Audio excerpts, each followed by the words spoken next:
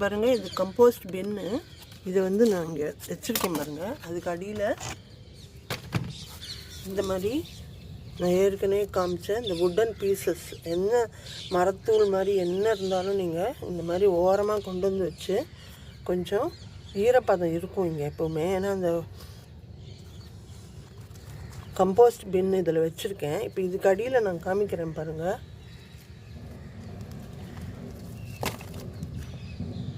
இதை எடுத்தால் இதில் வந்து அடியில் எவ்வளோ மண்புழுக்கள் ஃபார்ம் ஆகிருக்கு பாருங்கள். கொஞ்சம் மண்ணும் போட்டு விட்டுருக்கேன். இது பாருங்கள், மண்புழுக்கள் தெரியுதா? அது நம்ம தொட்டால் தான் அது இது அசங்கிறது. இங்கே பாருங்கள், இங்கே பாருங்கள், பார்த்தீங்களா?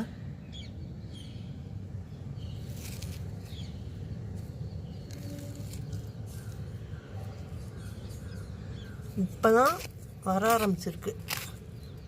இனிமேல் இது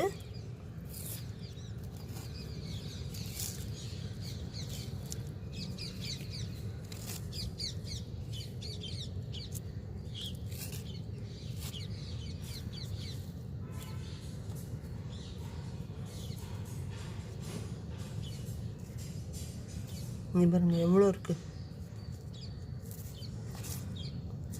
பாருங்க, மண்ணுக்கு அடியில் இருக்கும், அப்படியே வளரும். அது இங்கே வந்து நீங்கள் ஏதாவது ஒரு பழத்தோலோ ஏதாவது போட்டு விட்டிங்கன்னா போதும், அது வந்து சாப்பிட்டுட்டு நல்லா வளரும்.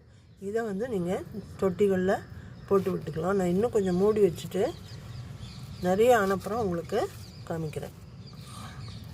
ஸோ மண்புழு வளர்க்குறதுக்கு ஒரு வழி நான் கண்டுபிடிச்சிருக்கேன். அதை தான் உங்கள் கூட இப்போ ஷேர் பண்ணேன்.